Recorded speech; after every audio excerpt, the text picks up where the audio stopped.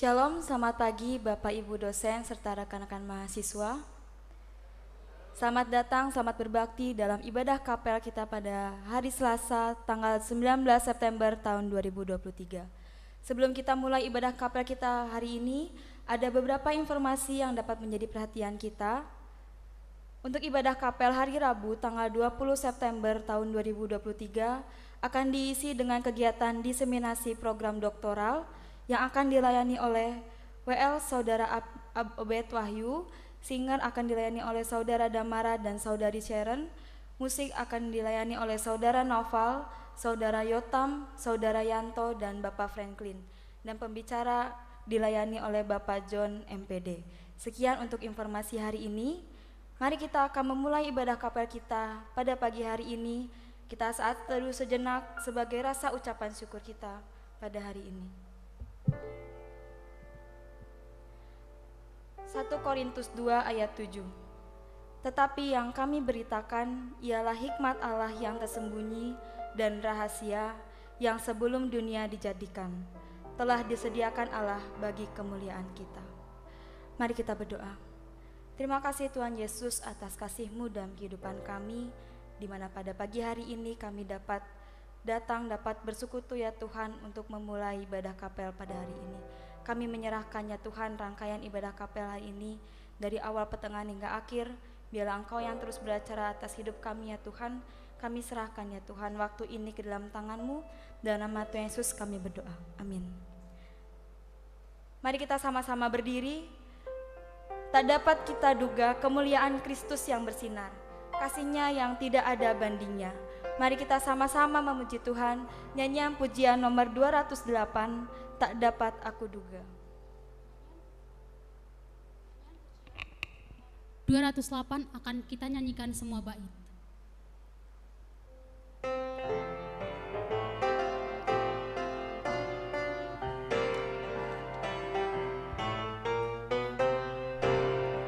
Kepada Yesus amat tertarik hatiku, keindahan Tuhanku bagai fajar yang baru. Sungguhlah melebihi impian yang mulia, setiap hari Tuhanku bertambahlah indah. Tak dapat aku duga kemuliaannya, hingga kelak di surga ku memandang wajahnya. Terpancarlah kepadaku kemuliaannya, lebih gemilang dari bintang fajar yang cerah. Perinduanku tiap kali dipuaskannya, setiap hari Tuhanku bertambahlah indah. Tak dapat aku duga kemuliaannya, hingga kelak di surga ku memandang wajahnya. Jikalau ku berduka, diberinya penghiburan, dicurahkannya kasih-Nya yang tak terbandingkan, dan kasih-Mu kepada Kristus pun bertambahlah. Setiap hari Tuhanku bertambahlah. Ada dua yang kita tidak gunakan. Tak Dari tiga pendapat ini hanya satu yang kita akan gunakan dalam hingga kalau di surga memandang wajahnya. Tak dapat aku duga kemuliaannya, hingga kalau di surga memandang wajahnya. Silakan duduk kembali. Tiba saatnya kita akan mendengarkan diseminasi program doktoral yang akan disampaikan oleh Ibu Dewi Setiarini, SEMTH. Sebelumnya kita memuji Tuhan, nyanyian pujian nomor 15, Puji Allah Bapa yang Maha Kuasa. Nyanyian pujian nomor 15, Puji Allah Bapa yang Maha Kuasa akan kita nyanyikan semua bait.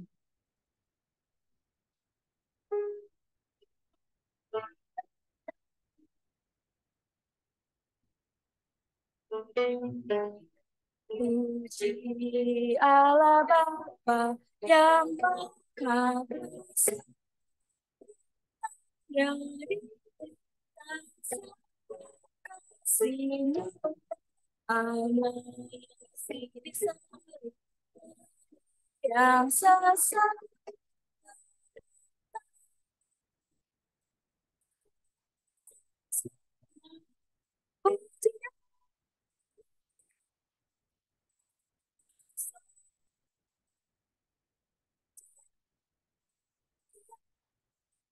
sangat marilah menghadap yang maha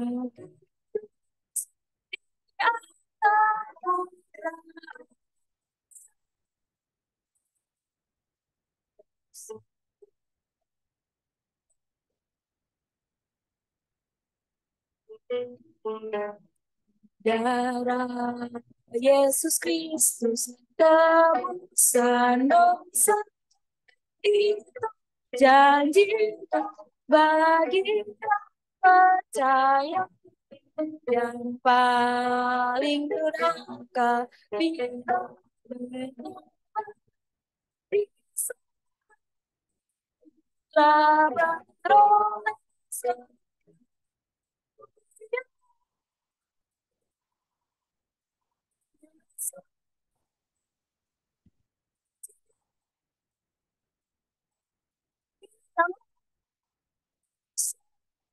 marilah menghadap yang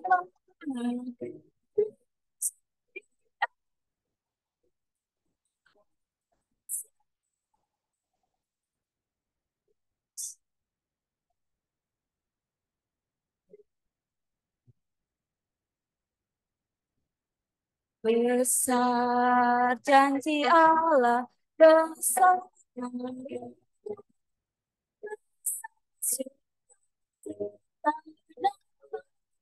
raya bicara sukacita tak kita pandang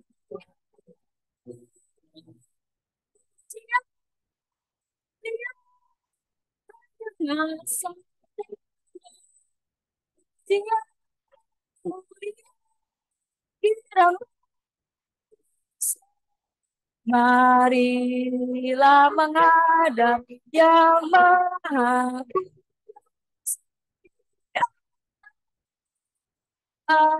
besar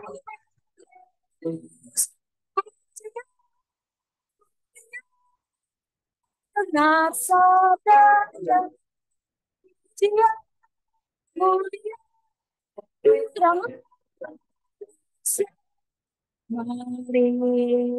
menghadap yang maha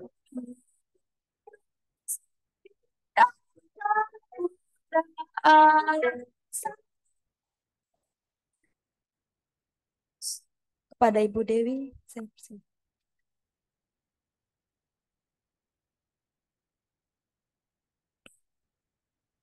Selamat pagi semua sivitas akademika Sekolah Tinggi Teologi Baptis Indonesia, kepada Ketua Sekolah Tinggi Teologi Baptis Indonesia, maupun juga Waket 1 akademik, maupun para dosen, para mahasiswa yang terkasih di dalam nama Tuhan Yesus.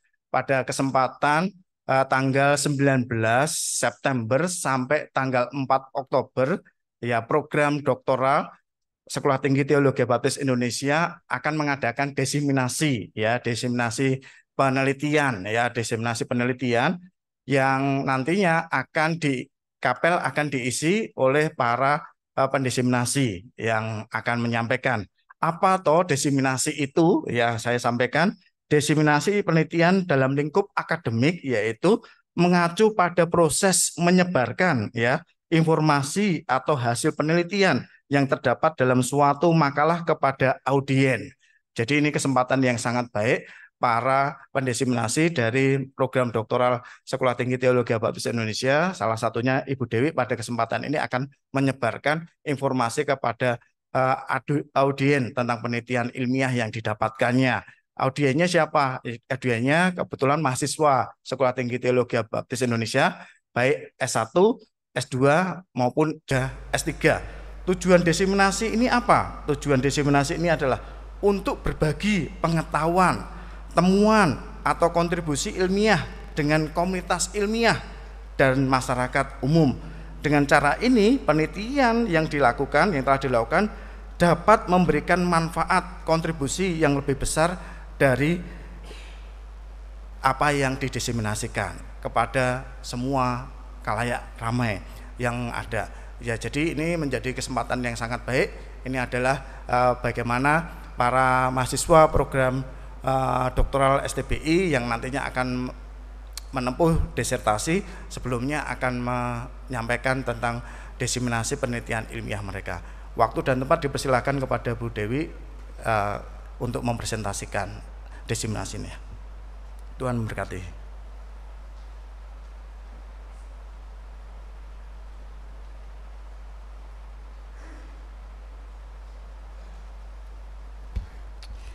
Yes.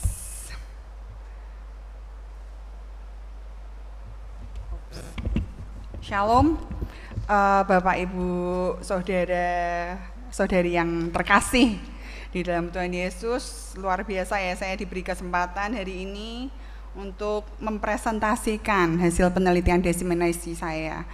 Di sini saya akan membahas mengenai penggunaan media online. Oh maaf, itunya saya lupa ya.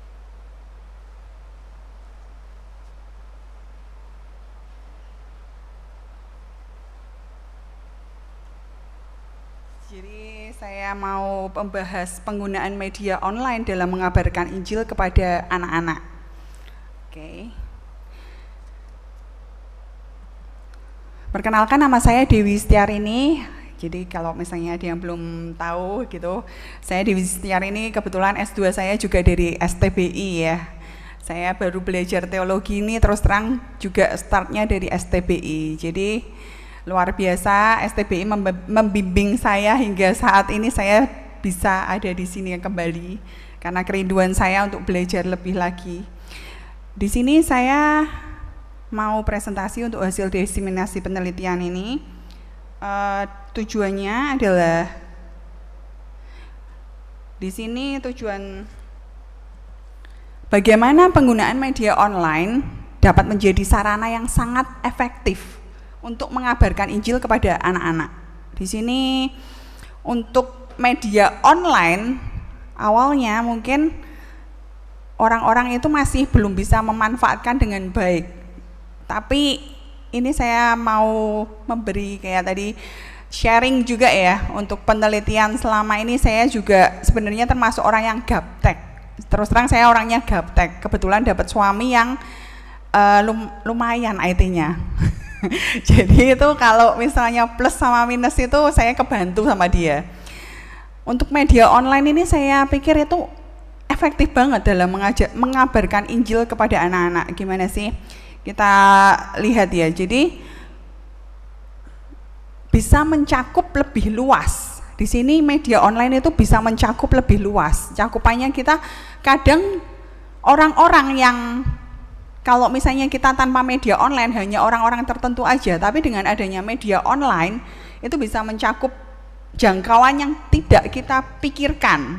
Bahkan itu bisa lintas negara, lintas maupun kita bahkan bisa yang orang-orang yang bukan Kristen pun itu mereka bisa lihat, bisa belajar juga gitu.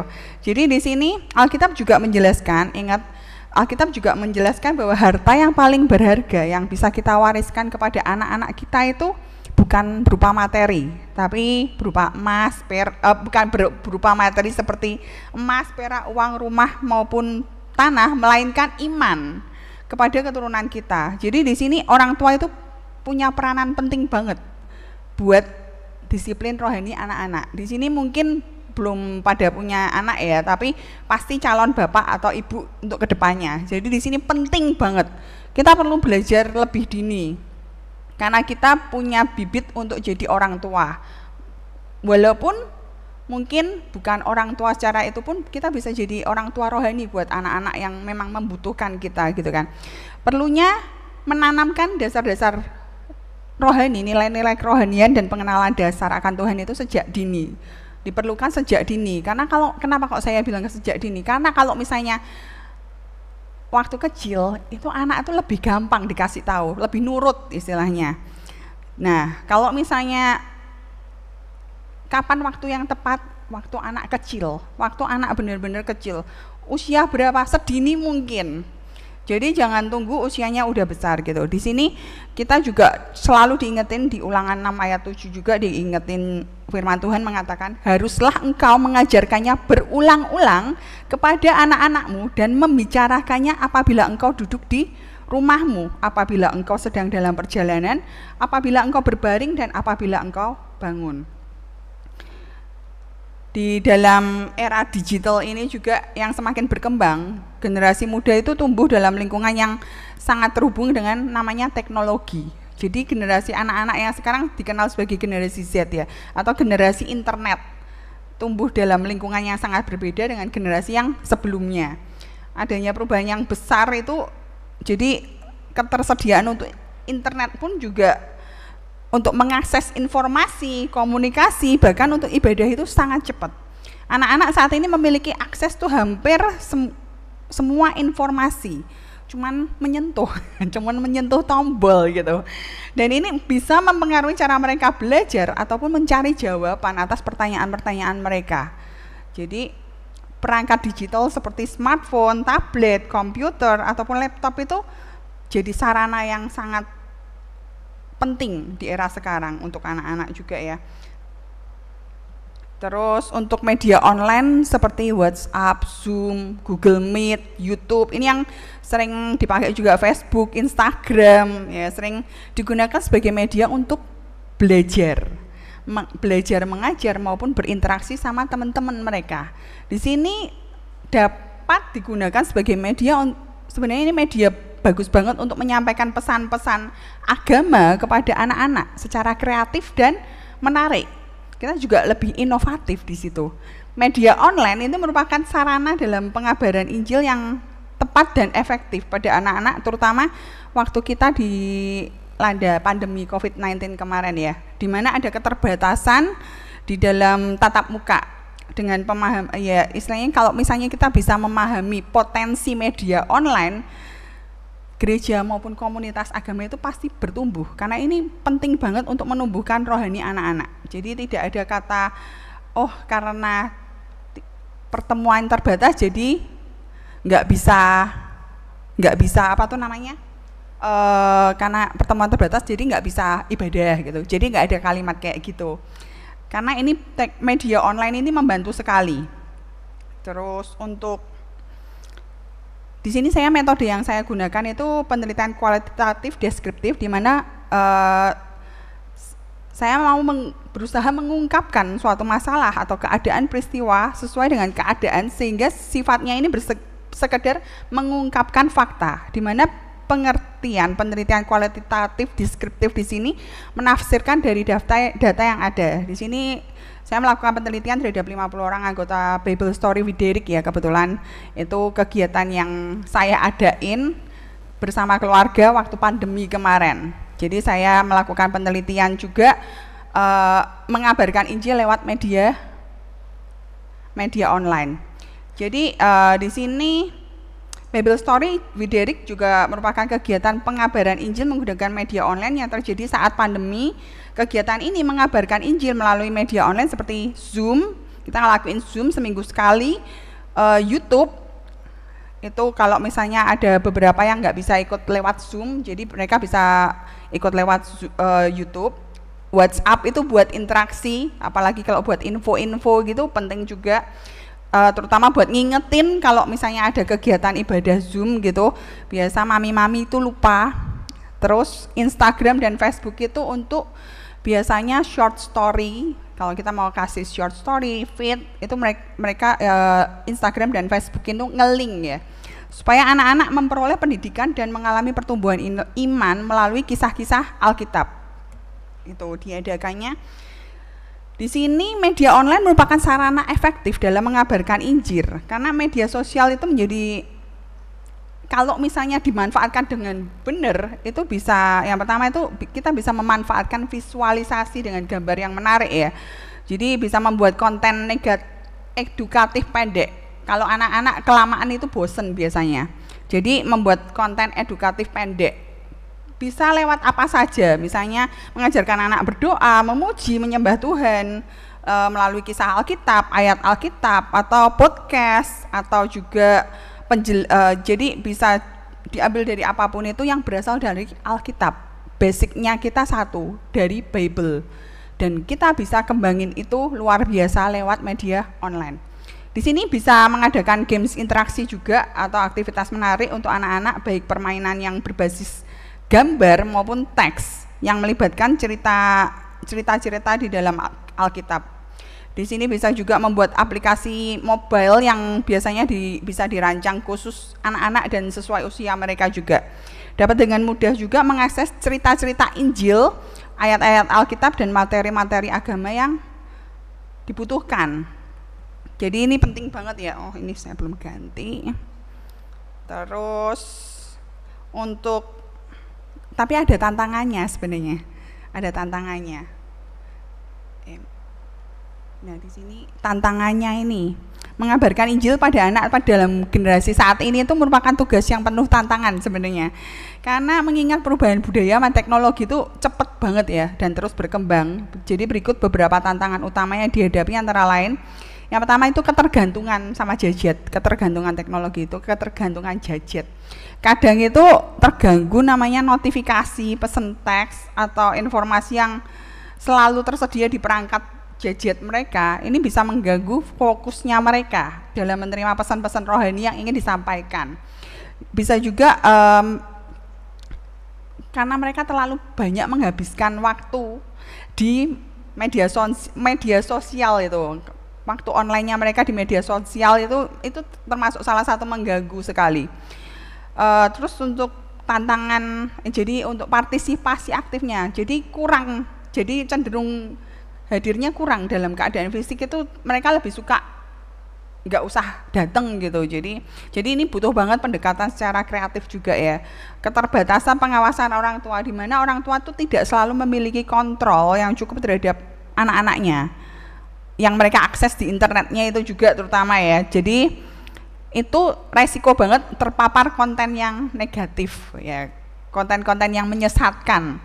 Terus untuk kurangnya pemahaman teknologi juga, tidak semua anak memiliki pemahaman teknologi yang cukup dalam memanfaatkan sumber-sumber agama ya, itu baik. Jadi masih istilahnya masih belum terlalu paham menggunakan dengan benar dan dengan efektif gitu. Resiko untuk keamanan online-nya ini misalnya anak-anak itu rentan banget terhadap penipuan, pelecehan ataupun konten yang tidak sesuai. Apalagi sekarang banyak konten-konten yang menyesatkan walaupun itu filmnya animasi ya. Bahkan Disney pun sudah bahaya banget kalau kita nontonin kayak gitu kan. Karena mereka mendukung banget LGBT gitu. Jadi kita harus sebagai orang tua itu benar-benar aware. Terus pengaruh teman sebaya. Nah, di sini pengaruh teman sebaya itu juga penting banget karena terus terang anak-anak usia mereka itu gampang banget dipengaruhi teman-teman sebaya mereka. Jadi mereka butuh namanya komunitas yang positif itu. Di sini jadi dalam menghadapi tantangan ini gereja, orang tua, komunitas agama ini perlu bijaksana dalam menggunakan media online untuk pengabaran Injil kepada anak-anak. Di sini solusinya menghadapi tantangan pada generasi saat ini, yang pertama misalnya pemanfaatan teknologi digital.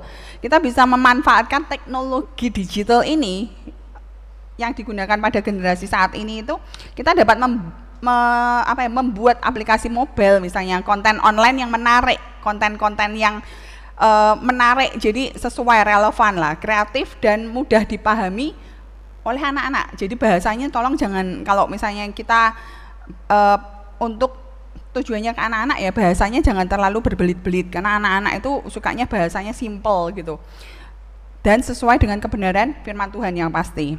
Jadi nanti saya akan kasih beberapa contohnya juga.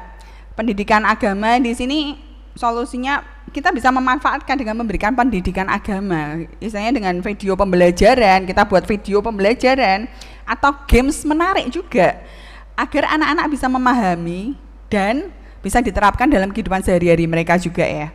Terus pendampingan dan pengawasan terhadap anak-anak itu penting banget. Jadi orang tua itu penting banget memantau aktivitas online anak-anak dan memberikan bimbingan terkait konten yang aman. Walaupun saya gaptek, saya pasti lihat ini anak saya nonton apa ya. Jadi nggak boleh langsung lepas, karena begitu saya tahu kalau konten ini nggak benar, saya pasti langsung stop. Tapi kita harus kasih pengertian kenapa kok harus di stop. Karena mereka anak kecil biasa selalu bertanya, kenapa kok tidak boleh nonton ini? Jadi orang tua atau kakak-kakak harus bisa menjawab, karena ini tidak baik atau gimana, memang mengandung unsur apa. Terkadang kita harus menjelaskan sebegitu detailnya. Karena kalau anak-anak cuma bilang tidak boleh gitu, ditutup, besok mereka nonton lagi. Harus dikasih penjelasan. Nah, terus untuk yang keempat, komunitas positif yang membangun. Jadi solusinya juga itu, perlu komunitas positif yang membangun. Anak-anak itu butuh komunitas yang positif. Jadi orang tua bisa memberikan komunitas yang positif yang dapat membangun rohaninya anak-anak. Bisa ikut KKR anak, bisa kegiatan rohani yang sesuai kondisi dan kebutuhan anak-anak. Sekarang di Zoom juga banyak ya, banyak gereja-gereja atau komunitas agama yang mengadakan juga kegiatan anak-anak. Ya puji Tuhan sekarang mulai banyak dibandingkan dulu sebelum pandemi itu sedikit, tapi setelah pandemi ini luar biasa untuk kegiatan anak, lumayan banyak ini. Jadi untuk kelompok doa anak-anak perlu itu. Terus untuk partisipasi aktif anak-anak dalam gereja itu orang tua butuh mendorong anak-anak untuk aktif dalam gereja. Misalnya paduan suara atau proyek anak-anak dalam gereja, doa bersama atau apapun itu bisa dilibatkan anak-anak. Ini berikut contoh media online Zoom dan YouTube yang bisa dilakukan. Saya kasih contoh ini, yang pertama Zoom ya, sekalian nanti di prepare untuk yang YouTube-nya. Di sini awal-awal ini Bible Story with Derek by Zoom ini yang week pertama mungkin masih sedikit ya. Saya ngajakin anak itu enggak terlalu bisa langsung ya, karena terus terang saya sendiri juga ini masih trial and error ya. Cuman puji Tuhan ini yang week ke-8-nya mulai bertambah ya. Saya enggak sampai week, karena ini ada sampai week 60-an. Tapi saya nggak tampilin semua, jadi saya cuma tampilin 3 aja. Ini yang tadi ini week pertama ya, masih orang berapa doang gitu kan. Nggak nyampe berapa ya? Itu masih cuma 10 aja ya. Di sini sudah mulai agak lebih banyak, dan ini di week ke-8, dan ini week ke-17-nya sudah mulai bertambah ya. Jadi ternyata orang tua itu juga mulai aware gitu. Ini saya kasih ini nih. Saya kasih 3 dulu, nanti kalau saya bukain semua nanti waktunya habis. Terus untuk yang saya juga ada video yang kebetulan saya juga buat ini, kegiatan ini. Sebenarnya untuk video itu awalnya saya cuma mau simpen itu, terus tapi kalau yang mau saya tayangin ini kebetulan itu ada beberapa anak yang tidak bisa ikut Zoom. Jadi orang tua pada minta tolong dibuatin YouTube-nya gitu. Jadi kita membuat itu sedemikian rupa biar nggak terlalu panjang. Kalau terlalu panjang nanti yang ada bosen anak-anaknya. Jadi bisa tolong dibantu, ini salah satu video kegiatan yang pernah dilakukan Bible Story with Derek ya, yang dilakukan waktu Derek usianya 6 tahun. Sekarang dia 8 tahun, ini 6 tahun. Bisa ditayangkan.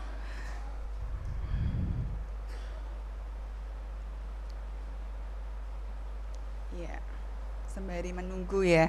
Ini tapi ini 5 menit aja sih videonya. Kelihatan ya teman-teman ya.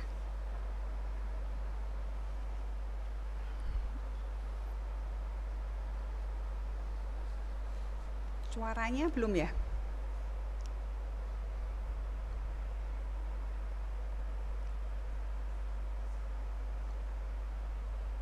Iya. Suaranya ini oke. Di sini yang jadi host anak saya ini kebetulan.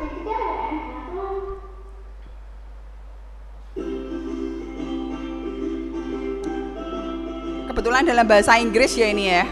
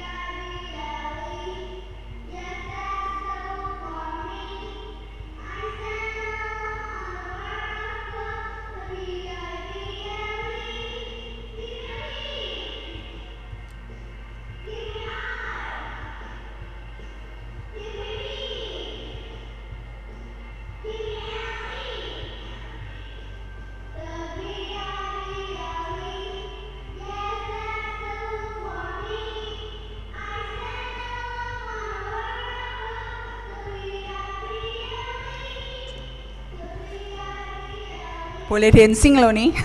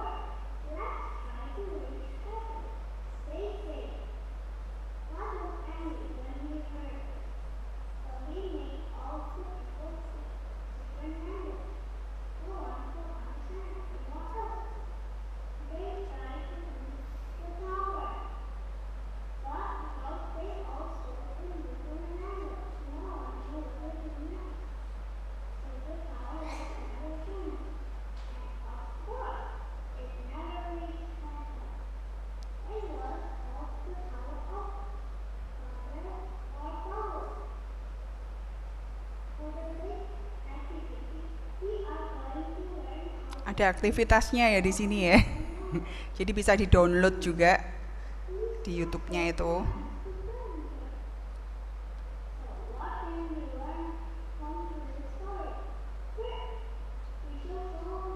Ini kita kasih pesan.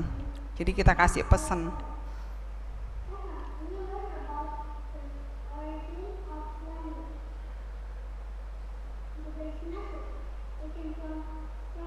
Ada ayat Alkitabnya juga.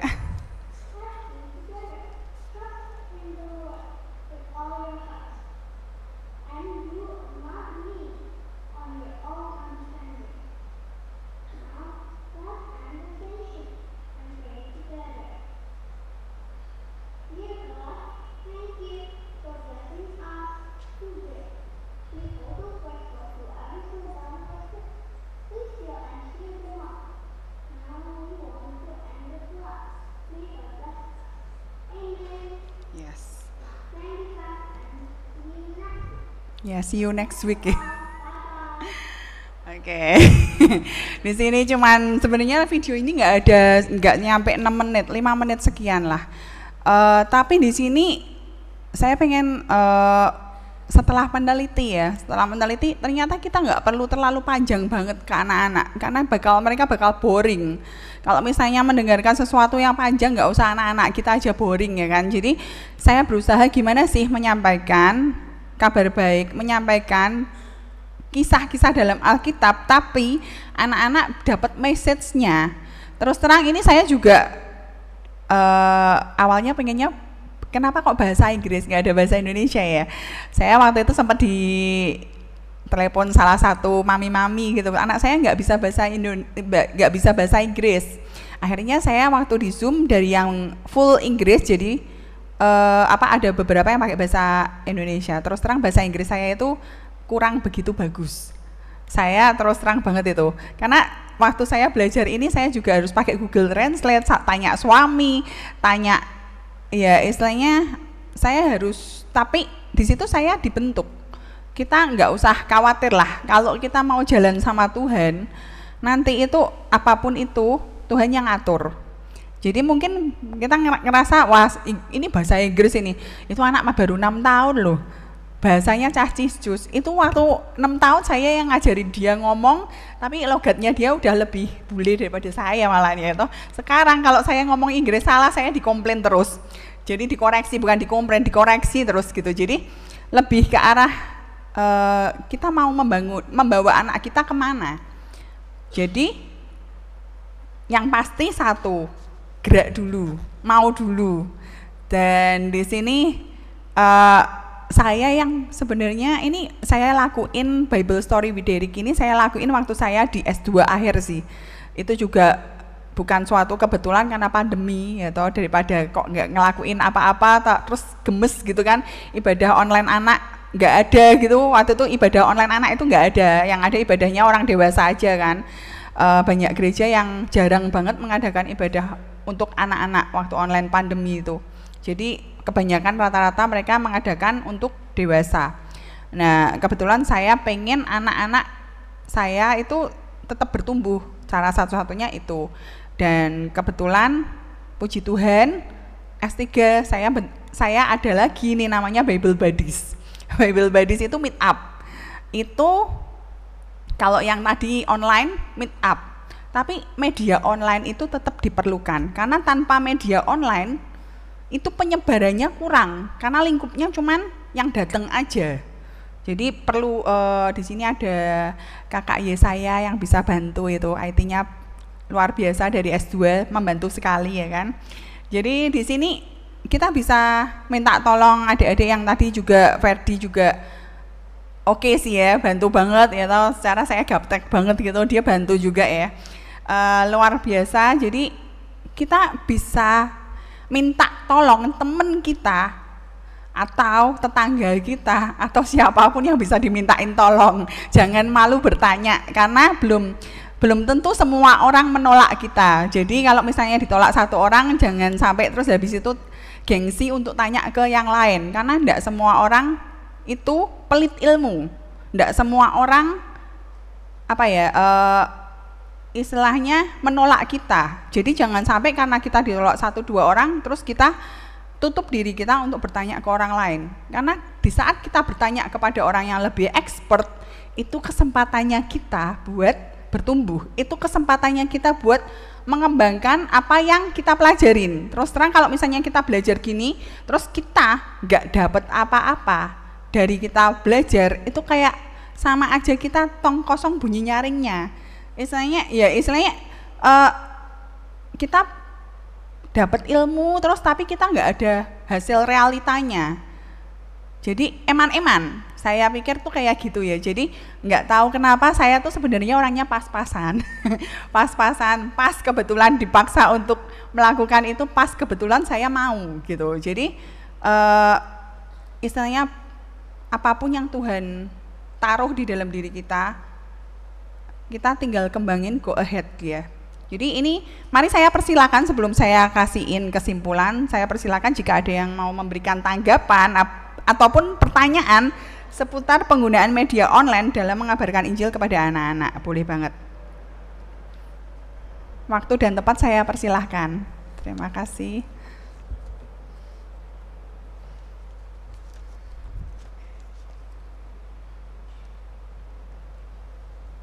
Ya, ada yang mau nanya, itu kok bisa buat kayak gitu ya Bu ya? Atau gimana? Atau butuh ribet banget enggak sih buat kayak gitu? Perlu bahan perlu apa aja ya? Oh ya, itu pakai handphone aja loh saya. Waktu rekaman pakai handphone, jadi nggak perlu pakai apa-apa. Yang memang ada beberapa yang dibutuhkan kalau misalnya mau hasil kayak tadi kan, pasti ada green screen-nya, pasti ada editingnya. Di sini tuh saya yakin mahasiswa S1 di sini luar biasa loh editingnya. Kemarin waktu PPT aja, waktu presentasi aja PPT-nya sudah bagus-bagus ya toh. Iya. Kira-kira ada yang mau ditanyakan atau mau kasih saran tambahan juga boleh loh.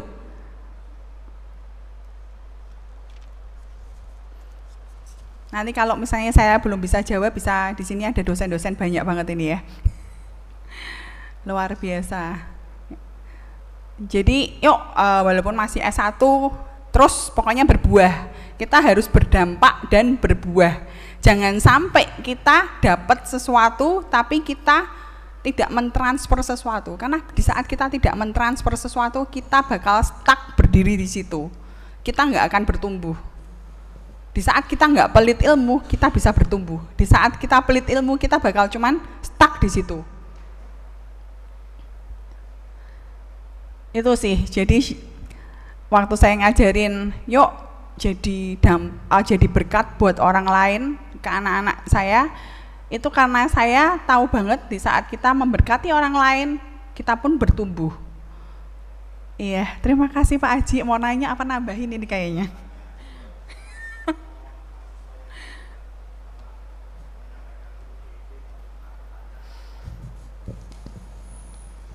Iya. Oh, ada di itu ya, di Zoom ya? Ya. Pertanyaannya, Dewi, bagaimana efek atau dampak penggunaan media online dalam mengabarkan Injil kepada anak-anak? Apakah anak-anak akhirnya tahu tentang siapakah Tuhan Yesus sebagai Tuhan dan Juru Selamat?